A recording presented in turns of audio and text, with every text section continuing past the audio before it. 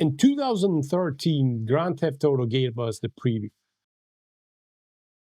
You can make beats, sample, use it as a MIDI controller with your phone, and it also has a good relationship with their siblings.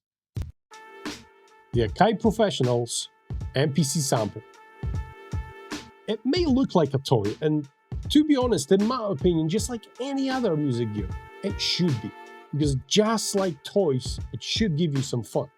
I dedicated this series to show you that this is exactly what you're gonna get while using it. Fun, and a lot of it. But let's not get ahead of ourselves. To get the most out of any gear, it's good to get to know its functions. And MPC Sample, I think, it's by far the easiest to get your head around. Whether you're a seasoned pad smasher or you're just starting your standalone beat-making journey. I acquired my unit for £339 in the UK, with just over 4 weeks waiting time at no extra cost.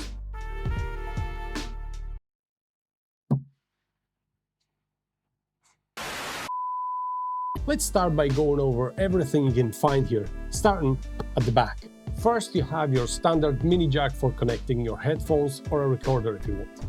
If you're a user of any external gear like standalone synthesizers, you can sync the clock that comes from the MPC Sample with your gear of choice, but you can also send and receive MIDI notes through the dedicated jacks. Next, we have the right and left quarter-inch jack outputs to send the sound to a mixer, recorder, or interface. Those are followed by the quarter-inch jack inputs to record sounds from a turntable or any other audio source. We also have the record gain knob to adjust signals loudness. Now to the first goodie, like the 4 weeks waiting time wasn't enough. We have the USB Type-C. This port does several things. First of all, it allows the internal battery to be charged, which I forgot to mention earlier, but you probably know that. I have to get ahead of myself a little bit by mentioning that on the left side we have a microSD card slot to use as storage.